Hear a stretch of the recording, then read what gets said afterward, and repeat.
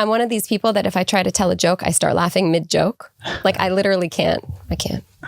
Be serious. No, don't. I can't be serious. I was specifically told again not to tell any jokes. No jokes? Ooh. We love jokes. I know.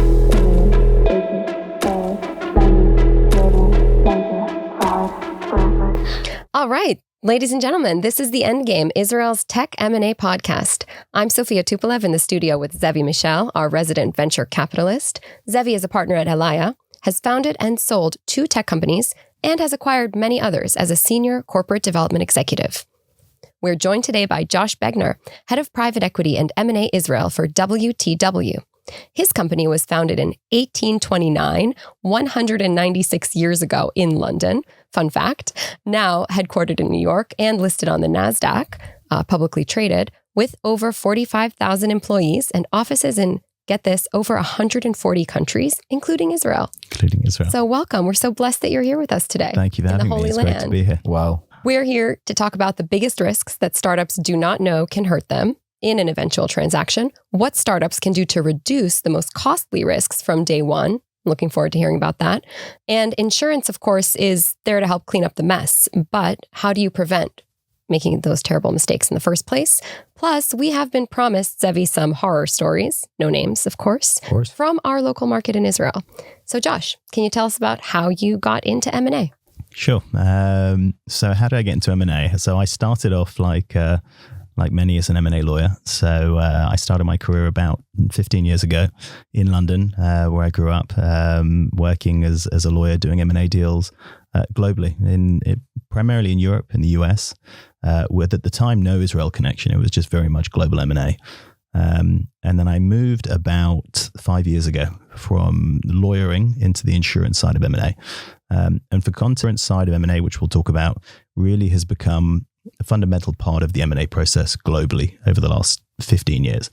I started about 5 years ago when I had just entered the insurance market in London.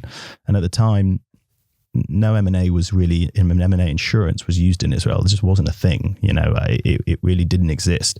But already it was very established in the US, in Europe. And from my perspective, when I started in that world, the first thing I wanted to do was to see if we could start doing something here in Israel. And what was interesting is, like most things here in Israel, once an idea catches on, it goes quick. And really, we went from having seen no deals ever done in Israel, really, with insurance.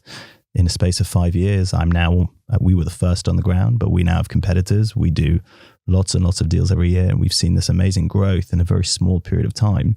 First of all, Josh, thank you for bringing something new to the Israeli ecosystem. I think, to be honest, before I met you, I wasn't really aware of M&A insurance, and that's a huge surprise because, again, like Sophie mentioned, I did multiple deals both as a seller and the buyer, and the fact that I wasn't really aware of even the role or this function to me was mind-blowing. I actually joked with a lot of my friends that today we're going to talk to you, and it's a M&A insurance. It all said, oh, something like this exists. I was like, yeah, apparently it does.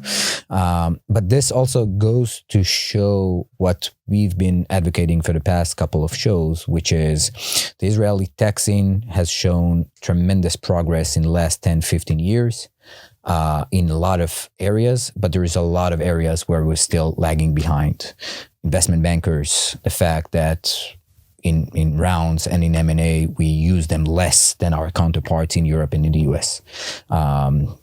Insurance for M&A, like you said, that's something that did not exist before you joined this ecosystem 5 years ago, and now we're starting to open up to that. And I think this is exactly the reason we're doing this podcast. It's about education. It's about showing the ecosystem that we need to take one step further in our ability. PEs are good buyers as well. It's not just about selling to Google or Microsoft. There is multiple avenues to this end game, and there's multiple players, like we said, investment bankers, M&A insurance, etc. So we're extremely happy to have you, Josh, and to learn more about this fascinating area of M&A insurance. But more importantly, it's not about just what to do once the M&A comes, but rather what is the things we can do along the process as founders.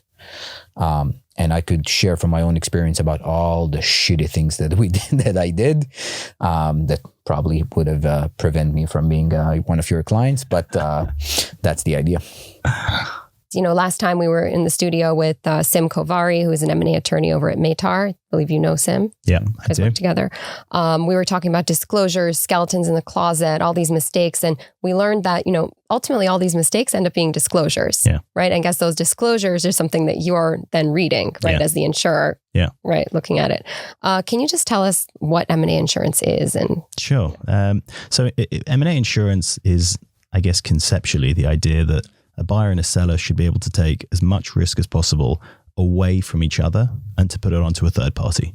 Now, I think the best way is to give an example. So the way historically M&A was done in the US, for example, and the way it's still to a large extent done here in Israel, is that I'm a seller, I'm a founder, I build a company, I sell that company, and I'm in the M&A process, and a buyer says to me, okay, I want you to give me, as is normal, these what we call representations. Now, representations are essentially statements of fact about the company at a moment in time. Now, when someone does an M&A process, a seller will give 20, 30, maybe more pages of these representations. And representations are statements of fact about everything. So that's the accuracy of your accounts. That's the tax returns. That's your every aspect of your employees. That's that you're compliant with law generally, with data privacy, with IP. Anything you can think of relating to your company, you are probably giving a representation on. And from the perspective of a buyer, the way that would usually work is I would say, okay, now in the event that one of those representations turns out to be false, and there's a liability there for me as a buyer, I need to be able to sue you as a founder, as a seller, but to get my money back because the company isn't worth what I thought it was worth. And the way that was done is through often an escrow mechanic, whereby a buyer would say to a seller, I expect you to put 20% of your proceeds or 10%, whatever it may be, into an escrow account, which you essentially can't touch. And for a certain period of time, if I bring a claim under the agreement for a breach of a rep, I'm just going to take that money from the escrow. Now, really already 15 years ago plus, it was recognized in the US and Europe that this doesn't work. It doesn't work for both buyer and seller, because if you're a buyer, and particularly if you're a fund, for example, and I'm buying a company, the management team is staying on. The founders can continue to run that company. And as a buyer, I cannot be in a situation where my only option in the event of identifying a loss is that I need to go and sue the people now running my company. That's not going to do great. Now, let me stop you for a second. Sure. Are you suing as the buyer, you're suing the company as the entity or the individuals? So it depends on the personal liability? It depends. So reps are given both by sellers and by the company. So it depends which representations specifically have been breached. But from your perspective, for sure, there may well be breaches that you can sue both of them. Yep. And, I think that's a really important thing if you're a buyer, that especially if you're a fund, you're buying a company in order for it to grow and for the management team to be part of that growth. And you just can't have a situation where you have to sue them. And from the other side of that, if you're a founder or you're a seller and you're selling a company, it was having to deal with the fact that you had to take X% of your proceeds, put them into account. But then not only that, it was that you were residually liable for years. And that means that in 5 years' time, there could be a tax breach and someone comes to you and says, by the way, that company you sold 5 years ago, you're going to have to give me X millions of dollars back because we've identified a loss there. Friend of mine just sold his company 2 years ago, and now he has problems with the Israeli VAT authorities. Yeah. And VAT is one of the highest areas. Exactly. And now all of a sudden, he needs to figure out what happened 7 years ago. Yeah. Although he's no longer with the company. Yeah. That bought him. Now what do you do? And the company comes back to him, says, 7 years ago it was your company. Yeah. So someone created rep and warranty insurance. And essentially what that says is that we are going to get an insurer to come in and essentially cover any liability for those breaches. So in the event of a loss, a seller, generally speaking, will have no escrow. So commercially, a seller will take all of their money on closing. They'll have no liability. They'll have a $1 cap on their liability. So going forward, if you identify any breaches as a buyer, you go and make that claim against an insurer. It's got nothing to do with the seller. And likewise, from the seller's perspective, it's both the ability to walk away, it's the clean exit it gives them. And from the buyer, it's having now a genuine form of recourse that they can actually claim. In the US, in Europe, outside of Israel, this represents a product that is used on over 60% of US M&A and Wow. similar numbers in Europe. How do foreign investors view Israel and Israeli companies? What do you see? Especially has that changed in the last year with the war? It's a really interesting question. Listen, I can only talk about my experiences that over the last 12 months, we've definitely seen more deals fall over here in Israel than we have ever before. The percent, it's like double at least. And some of that is commercial. Some of it is this, the founders disagree on valuations, the same kind of issues that you see across the board. But a lot of it is also the situation here. We had a deal which literally fell down. Everything had been done, everything. Documents were ready to sign. And we were told on Sunday that signing tomorrow. And then I get a call on Monday to say it's been delayed by a day. Then I get a call on Tuesday to say the deal's dead. Because the board in New York turned around and was like, you know what? Things are getting a bit spicy there. Yep. We don't need to do this. And I think that's what we're seeing. So I think there's a distinction between those companies, specifically funds, for example, which regularly do deals in Israel, who are comfortable with When you say funds in M&A context, we're talking about private equity. Private equity, mainly. Funds. Those who do deals here are comfortable, and they don't do lots of deals here, but they know the ecosystem. They're not scared off by a situation like what's going on with the ongoing war. They know the fundamentals are sound, and therefore they're confident buying companies here. Same with certain strategics who have bought a lot of companies here. They understand the ecosystem. It's really when it comes to newer companies, newer entrants, that we've seen issues. I think people who have not done deals here before, who may happen to come across an Israeli company they like just by chance, and decide they were going to buy it, they may have stepped back because of the situation here with the war, justified or not. That's the risk profile for Israel, unfortunately, for years now is not the best one.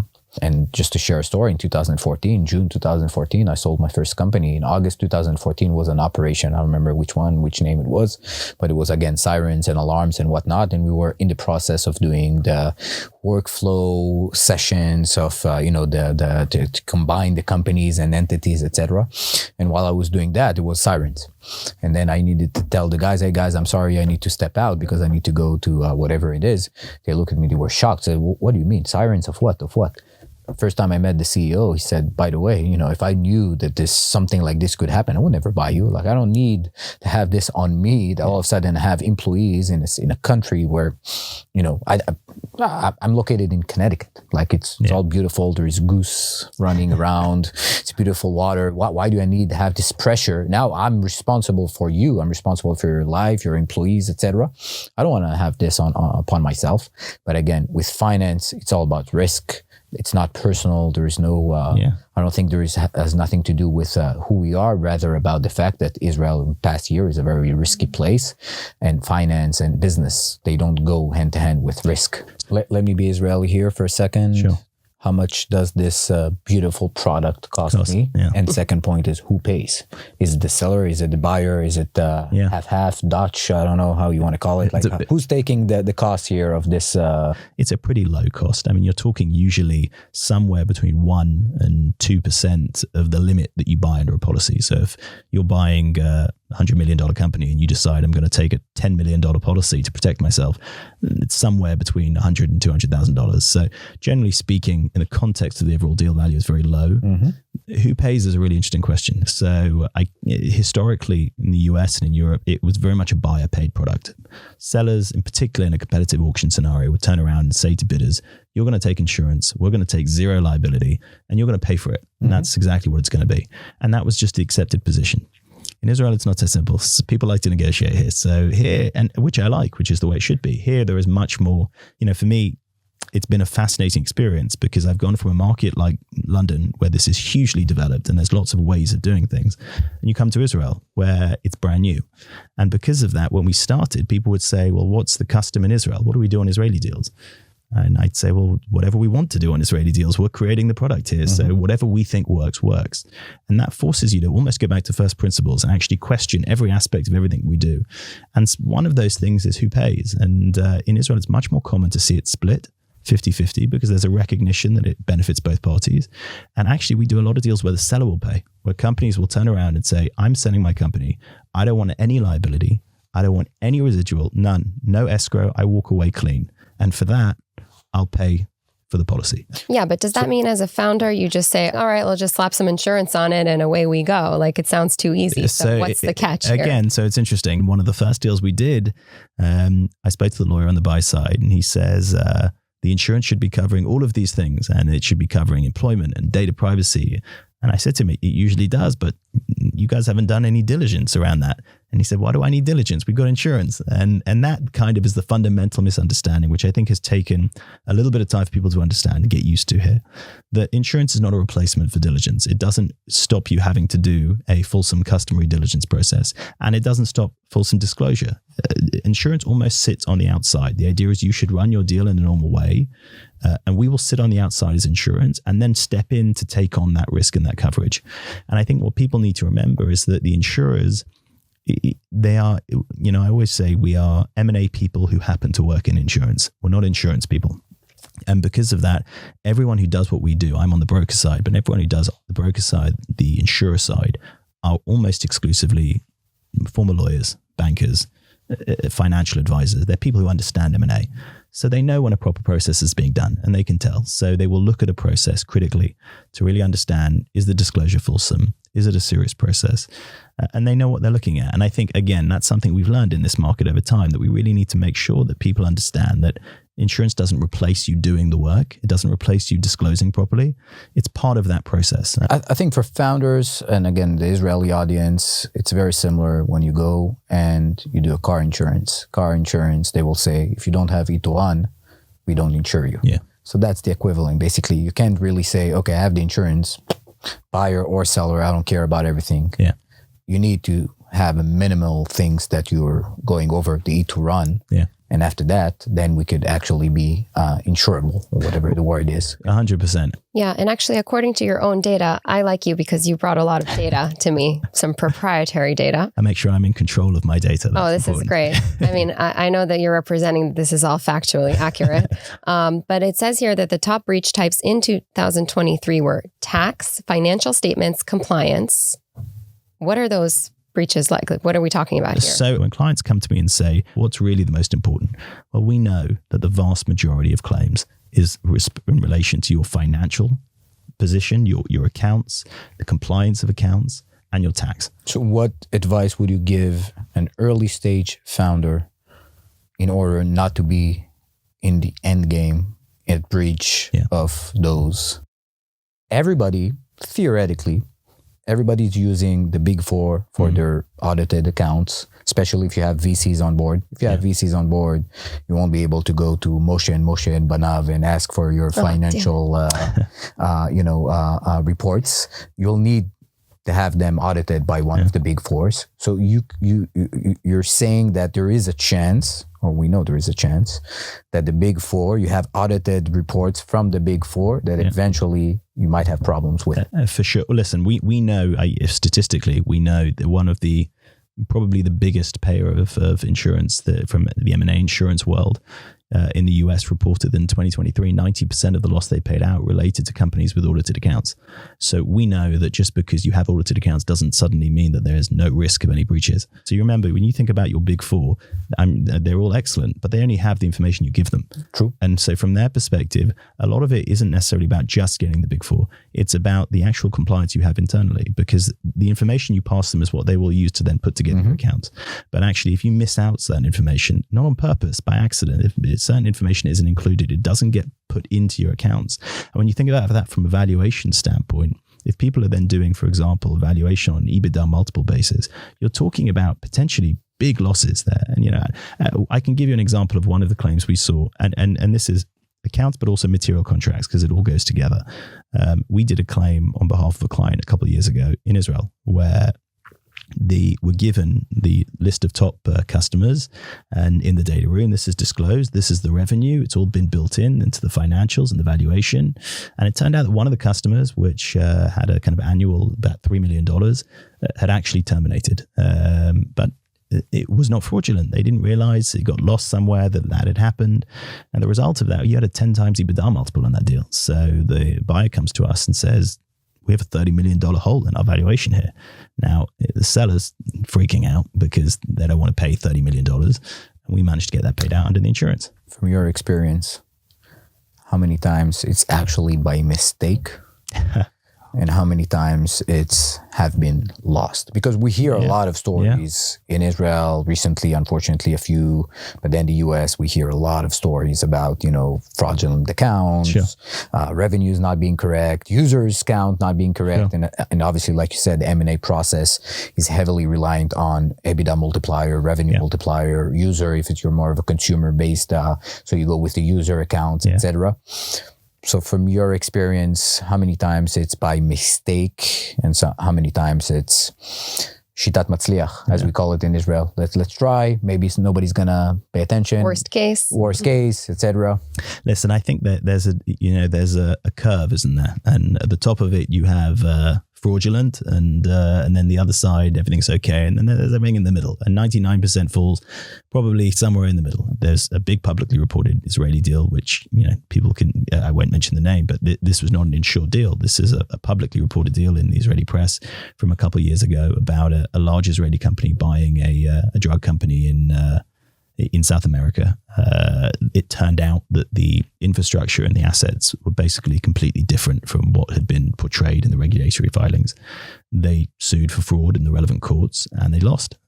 They won other damages. There were other breaches they were able to make claims against, but specifically the question of whether it was fraudulent. And even in a situation like that, where on the face of it at least, it seems to tick those boxes, they weren't able to prove fraud. So I would say, fraud is, it's very important that people are honest and are disclosing in an honest way. But most things fall into the category of they made a mistake. When you think about disclosure, people are asked, as you mentioned, they're asked to give disclosure and to do a process, sometimes going back years. It is inevitable that certain things get missed, and that's not intentional. You do your best to list everything, but certain things may just get missed. You don't know what you don't know. There's a famous example recently of, it was a big bank, I remember it was JP Morgan, etc., buying a consumer app that was doing the student app for students to save money and whatnot. And then eventually they realized 99% of the users are fake. Now the question is here, who's to blame here? Meaning the buyer had all the tools in his possession to do a DD. All they needed to do was actually check the mailing lists. How did they figure out? They figure out 3 months after they bought the company, they did the first email blast, and now 99% of the emails bounce back. And they wait a minute, there's a problem here. But theoretically, they could have taken a third party, not them, third party, as we do in a lot of M&A transactions, where we take a third party to go over the IP or go over the real assets, because you don't want to be liable then that you've looked at the data or did something if you eventually decide not to buy the company. They should have taken a third party. And if the majority of the money they paid was on the users, in that case, how come they didn't realize that 90% or 99% of the users are fake? So then the question is, who's to blame here? It's a really interesting question, that what you talk about. I actually wrote an article on that specifically when it became public around. I said I don't know if insurance has been used for this, but it seems to me like a good deal where insurance would have been useful, and it's that's a good example where insurance would play a key role, because once an insurer has agreed to cover it, they've gone through an underwriting process. They got comfortable with whatever work was done. An insurer looked at that and said, yeah, that seems fine. And therefore, it doesn't matter if it was fraudulent or not. An insurer would have to pay out for that. So it's always two ways. And I think, when you don't have insurance involved, questions like that become much more important, because then it's a question of suing under the SPA, and it's much more about whose fault is it. Whereas if you've got insurance in place, it's much cleaner, because you don't have to prove that. If an insurer signed off on it and they were comfortable with what they saw, then it should be covered under the policy. Interesting. Well, I'm thinking about on the side of the founder, right? We're talking about a kind of a perfect scenario here where everybody has successfully made it through the torture chamber, which is due diligence, right? What should the founder be doing so that by the time they actually have to upload files into a VDR or send them to their banker to do it for them or whatever they're doing, that it's not a total disaster? Yeah, I mean, it's an interesting question. I think, when I think about it from the founder's perspective, and I'm at the other end of the spectrum, we're there when they're exiting. And a lot of the questions we ask is, well, if I'm a founder, what should I be thinking about early? And the key question is really understanding from the start where does the value sit in this business? Is it in your IP? Where is it? Is it in your customer contracts? And make sure that wherever the primary value sits there, I've got relevant processes in place and compliance processes in place. And it's interesting. Like what? Like, for example, having proper legal advice, and I think Sim No, but nobody wants to pay for legal advice. No one wants to pay for it. But it's one of those things where, firstly, a lot of lawyers here for early stage companies won't necessarily charge extortionate fees because there'll be a long-term relationship. Depends which lawyer, but it's... They will defer the payment. They'll defer the payment. They will defer the payment. But very defensive of the lawyers. Sorry to cut you off. But it's, from that perspective, it's getting good advice early. And it's identifying what you can be doing internally, whether that's internal compliance managers or whatever it may be, to really protect yourself. And also taking the advice when necessary. So for example, if you are a tech business, your IP is going to be crucial. So if you are suddenly getting people involved all over the world, be it, we see a lot of developers in Eastern Europe, Ukraine, we see people working with people who are still in the army or still at universities to develop IP. I don't think sometimes founders, I don't think realize that has implications for the ownership of that IP. And actually down the line, a potential buyer, if I'm buying a business and the value sits in the tech and the IP, the first question I'm going to ask myself is, do they own that IP? True. And if there are gaps around that or issues, that's going to cause me problems. So what I would say is, if you're a founder with limited funds, which I understand, people scale companies very quickly here. It's about putting your resources in the relevant place for the most important things. And IP is going to be key. Material customers, for a later stage business at least, is going to be key. Data privacy, increasingly, very, very important. Make sure if you're dealing with personal data, you're taking proper advice. And, the lawyers here in Israel are some of the best in the world. So the advice is, the people are there. It's about really connecting early enough to get that advice and make those changes internally. But if you're not ready to pay for legal advice, which most founders, I think at the early stage are going to be like, let me delay this cost as much as possible, right? Or maybe I should only be spending it on the must-have critical things. You're saying look at IP issues, maybe labor issues, things of that nature. But what can you do in the absence of legal advice, right? Or until you're ready to get, to pay for someone to tell you what to do? Is it a question of record keeping? Open an Excel and just track everything? 100%. So what do you track in that Excel? It's things like paper trail. And again, it's things like keeping email tracks with people. When you think about the development of IP, it's making sure that, firstly, there's a lot of information available online generally, but it's about keeping a paper trail of everything that you're doing and keeping records of everything. And then as soon as you do have the money that you can get in someone who can actually look at that and advise you appropriately, do it. So staying organized at the beginning can go a long way. 100%. Who's responsible for that within the company? The ops person sitting there managing? It'll depend on the company.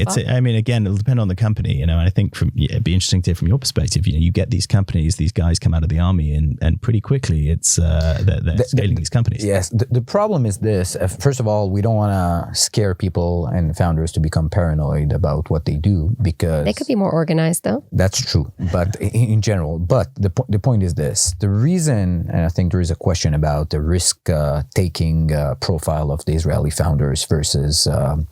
I don't know, but you just made it a question. What's the risk-taking profile of Israeli founders, Michel? Very high comparing to everybody Higher else. Than the general population? For sure. For the general population, there is no comparison. And also, I think comparing to other founders around the world, I think the Israelis, our approach is we go, we run, we do. Yeah.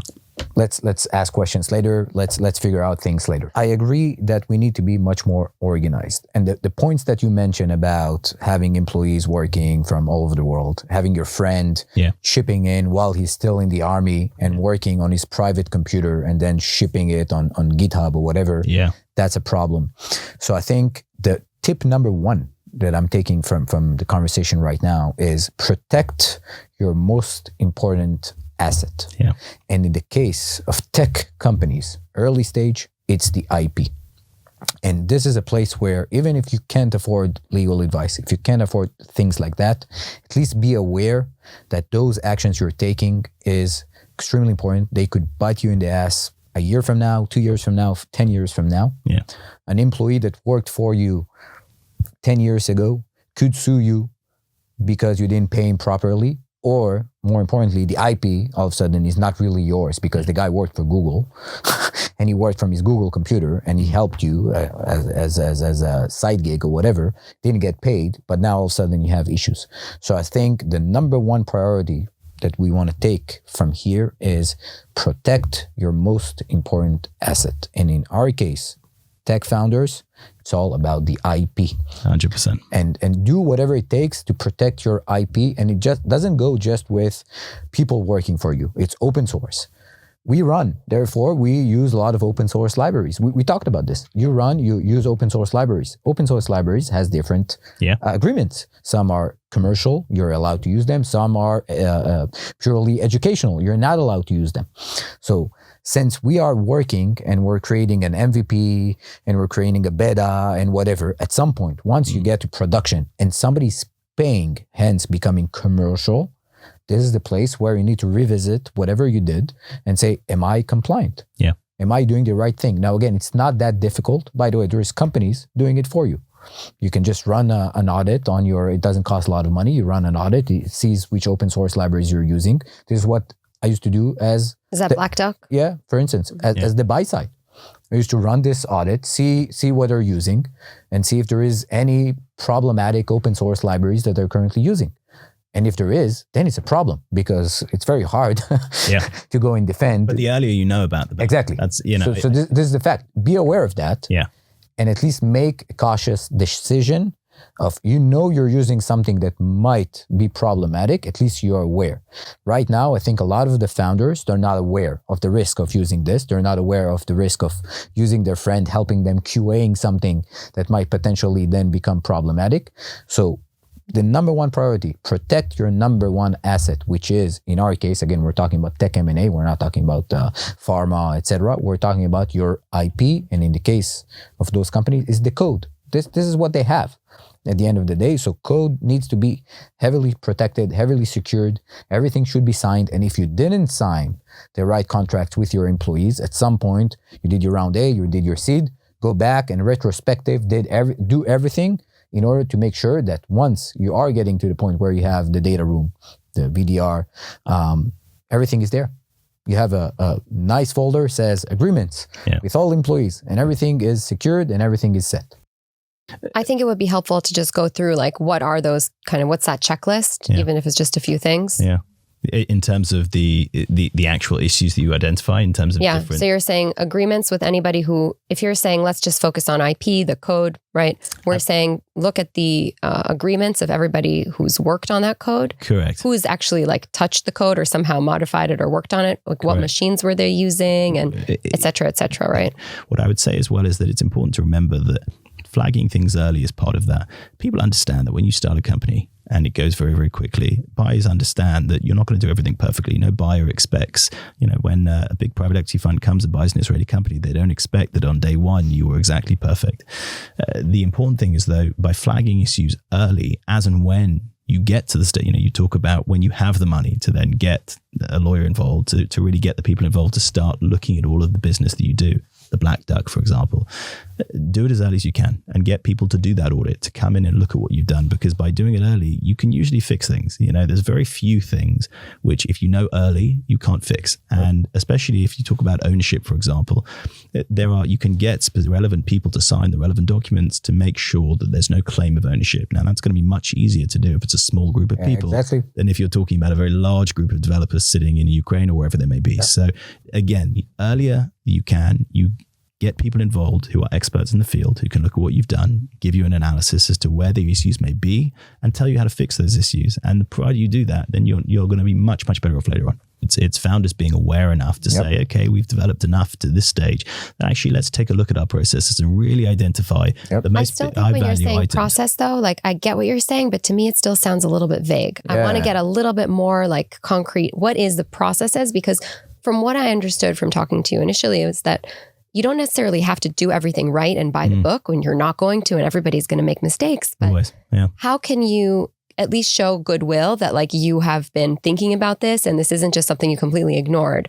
for 6 years before, you know. And also, Josh, don't forget the word process in Israel doesn't really exist. It doesn't exist there. What is a process? So, for example, a lot of Israeli companies, we find there are issues around data privacy, especially early stage companies, and they grow very, very quickly. And is that like for GDPR compliance? That's GDPR compliance, things like that. And you know, for the benefit of listeners, anything you are doing now which involves personal information it has data privacy implications anywhere in the world. And so it's become something that needs to be taken very seriously. And a lot of companies that we deal with in Israel just simply don't have processes in place. Now, when I say process, what I mean is basic things, compliance policies, basic GDPR policies that you would expect any company to be putting in place. That's when the company writes the policy and says, hey, Correct. This is our compliance policy. We have one. Correct. There will be certain GDPR approved policies which companies can adopt, can take on, and make sure that they are following the instructions set out in those policies in order to ensure they are compliant with GDPR law. Yeah, but who should be like tasked with that? I'm a founder. I've got a team of like 7 people right now. So either some kind of internal compliance person or your general. Wait, I don't have an internal compliance person if I'm a founder. So that's the thing. Like, what do you think, like in a typical, maybe I'll ask Zeevi, in a typical kind of early stage context, who should be the person whose job it is to take care of that stuff? Normally it will be the CEO. Unfortunately. Sorry, guys. Yeah, no, unfortunately it's going to be the CEO because if you look at the way we split the work, CEO is doing almost everything. And then you have the CTO who's in charge more of the tech. Sometimes CEO is also doing the tech. But then again, if you think about it, when you start running a company, that's not the first thing you think about. You think about creating the product. You think about creating the company, finding the new client, the first clients, finding the product market fit, finding investors, etc. So the last thing you're thinking about is, am I compliant about A, B, C, D? At the beginning, there is nothing to be compliant about. There is no users, there is no data, there is nothing. Once you start having clients and you start having data, that's the point where you need to start having those processes in place. Responsibility should fall under either the CEO or COO. And in the case of early stage companies, it's one of the founders. Yeah, and it's not necessarily something for the early stage companies to say, okay, we've heard this, therefore on day one, I'm going to start doing X, Y, and Z. It's more having it front of mind so that as you grow, these things become relevant. I'm interested because obviously you're coming normally at the end when a transaction is about to happen, right? What are the mistakes that the founders do? Not necessarily from a legal standpoint, they don't have the reps correct or they don't have this, but maybe in their posture or the way they act that kill deals. Because we hear it all the time. It's a personal thing. Eventually deals is about, me as a founder, connecting to the acquirers. A lot of the times we're going to work together, maybe not with the core it's dev. an ongoing job interview. Exactly, but I'm going to work with the head of the unit, etc. So I need to have a good rapport with him. I need to have good ties. A lot of times we Israelis, I don't want to say we're arrogant, but there is this arrogant panache into us saying, this huge company is interested in me. They believe the power is in their hands, and therefore we're going to act as if we have all the control. A lot of times, it backfires on you, and you all of a sudden you agreed on a price, and all of a sudden say, I want 2 times the price. Why? Because why not? I think I want to get across is kind of everyday claims. You know what I mean? Like, I think we talk about, and we can go back to kind of talking about horror story but the horror stories are almost like a red herring. I don't know if that's a phrase in Israel, but it's like they're an outlier. And actually, if I'm a founder, I'm not worried about the horror stories.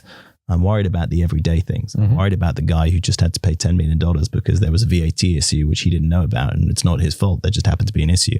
I'm worried about the fact that there's a contract which terminates, which I didn't know about because some employee down there didn't tell me about it, and I'm now out of pocket $5 million.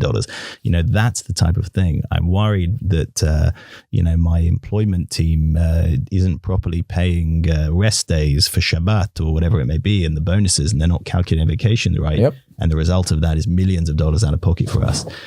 It's those everyday things as you're building a company. We talk about founders, it's the early stage, but I also think about it from the perspective of someone can be running a company for 5-10 years before it gets sold. Yep. So you go from early stage to quite quickly here being a developed company with lots of employees and actually understanding, okay, it's the everyday that I need to be thinking about. Why do we need to be protected? Why do we need to have compliance processes in place? The reality is there's a lot of conflict of interests. In a lot of the deals, when it's $1 billion deal and there's enough money to go around, everybody's happy.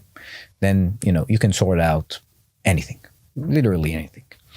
Majority of the deals in Israel, and it in the tech, they're not $1 billion deals. No. There's a lot of deals that are sub 100 million for sure. I would argue, I don't know if IBC has. I have the stats for that. I'll put that up on the screen. Very good. I think it's A probably, lot of them are under 20 million. Exactly. I think the most value is from deals between that kind of 1 to 300 million range. It isn't. It's not $1 billion deals. not for sure not. And It's 1 to 500 million that contribute the most. 1 to 1 to 500, and then if you go and you look specifically at the details, the majority of the deals are 20 million to 100 million. And there's Exactly. Now, Yeah, that's what the data says. now, an earn out and everything else. exactly. When you go there, there's so many parties that are involved.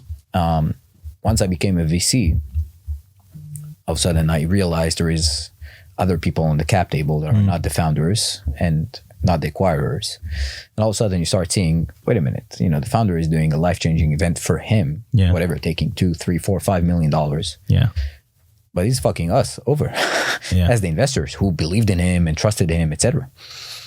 So that to me was like a big eye-opening.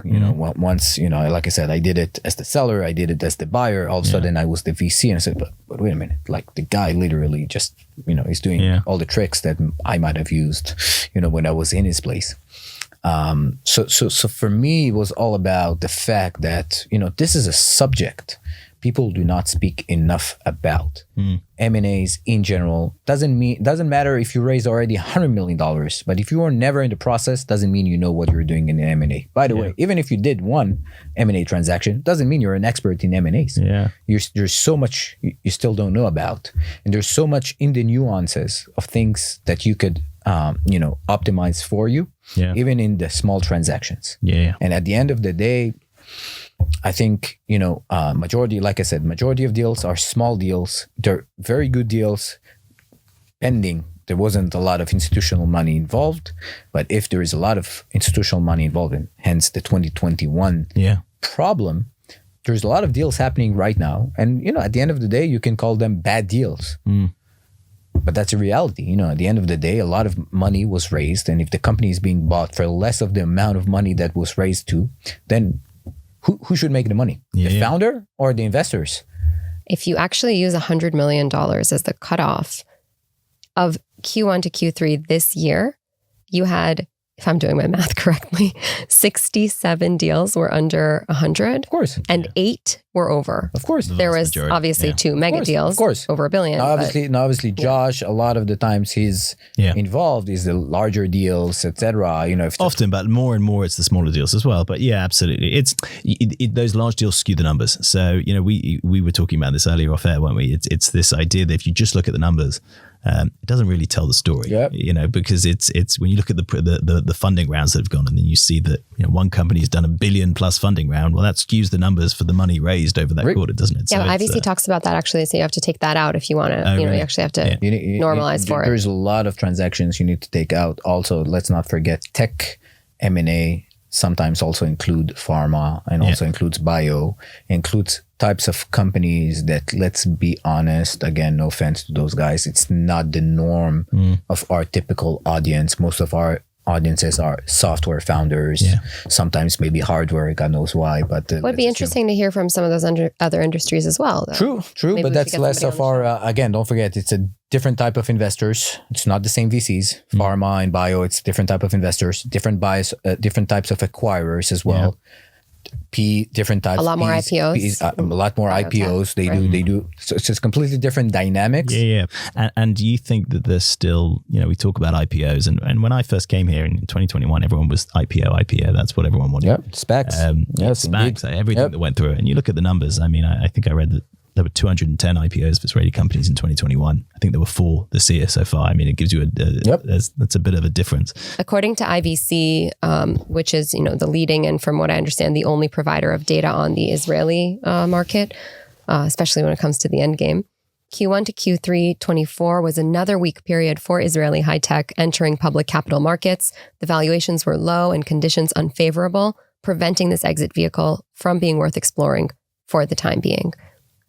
What do they mean when they say conditions unfavorable? And I'll throw that chart up on the screen. From a fundraising standpoint, you mean? Yeah, it's saying conditions are unfavorable.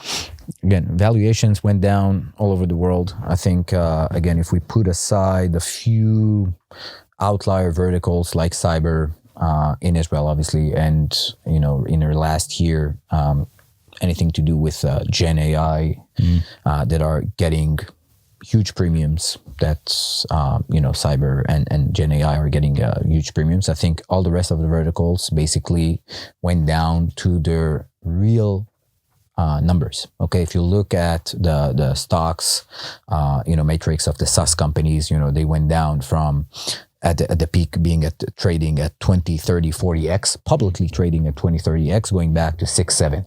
These are numbers right now.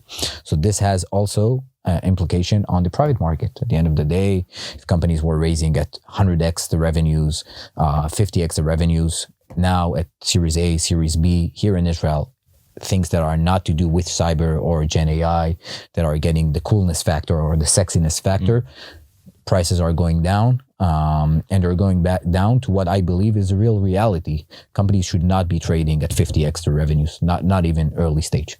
Doesn't make any sense for a company that's doing $2 million to be raising at $100 million. Just doesn't make any sense. Yeah. I think founders need to focus back on creating sustainable businesses, creating real value, finding the right product market fit, not going and fundraising crazy amount of money just to do secondaries, etc. Because that's not the business we're in. We're in the business of actually creating value to the entire ecosystem.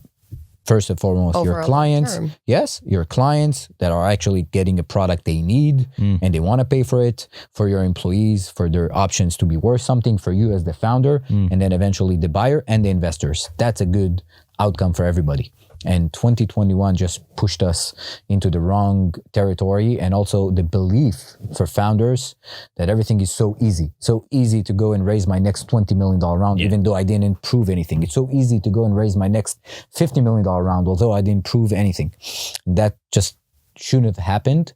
We know why it happened, right? Low interest rates, no alternatives. Money was free. Exactly. So, but that's not the case, and it's good it's not the case. And, I wish we go back to the normal days. If you look at everything that happened here in Israel from 2010 all the way to 2018, 19, that was the norm. And this is what it should be like, not from the amount of deals or the amount of money, because now, we can argue that it's now cheaper to create companies than it was in 2010. Cloud is much more dominant everywhere. Gen AI might come and change the cost of creating software instead of having even the cost of compliance. Exactly. Yeah, everything 100%. might be cheaper, but still, I'm not saying we need to raise less money, but all I'm saying is... You're saying go back to strong fundamentals. Exactly. Raise when you've proved something. Raise when the fundamentals make sense. Raise when you actually know what you're going to do with the money, and not just raise because somebody's willing to give you $100 million. Half of that will go as a secondary. You as the founder, happy, joy, again. But that's not the case. That's not the point. At the end of the day, a lot of those companies just vanished. I'm not just talking about in Israel, talking globally. There's a lot of companies that were worth $1 billion at some point. Total wipe out of shareholder. Completely. I mean, I know a lot of people who were millionaires on paper and are no longer millionaires. Exactly. It wasn't real. And, it's interesting for us, so many of the claims we see, and this is global, we talk about 2021 in the context of Israel, but actually think about it in the context of the world, because this was the same in the US. Yep. I can tell you that our claims data has gone up hugely. I mean, we've seen something like a 40% increase for across the board on claims from 2021 legacy deals. And that really becomes because all of these companies were acquired for valuations which were wildly high. And if you're a buyer and you buy companies like that, and then a couple of years later you realize, shit, it ain't worth what I thought it was worth. I need to realize or get some value back.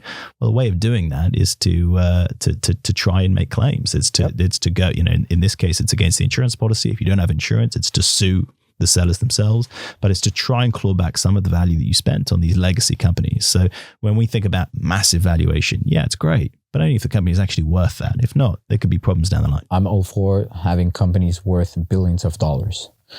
Question is, are there truly billion-dollar company worth companies? The point is, I think a lot of what happened in 2021 was smoke and mirrors, and it wasn't merit to have those valuations. While now, I think we're going back to the fundamentals. I think companies that are raising right now, again, there is the outliers, there is those industries where there's still 100x the valuation and things like both in M&A and in fundraising. But I think if you look across the board, at least in Europe, where I see a lot of deals are going back to much more normal valuations. And also from an M&A standpoint, you start seeing the PEs being much more active. In 2021, they couldn't be player because the valuations were so high, didn't make any sense for them to buy. They couldn't compete.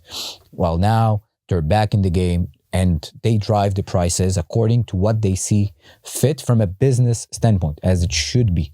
So what does this actually mean for founders today that are coming into the market? There are fewer and fewer companies actually being started. There's a downtrend in that as well, of course, which reflects the general trends we see in the market.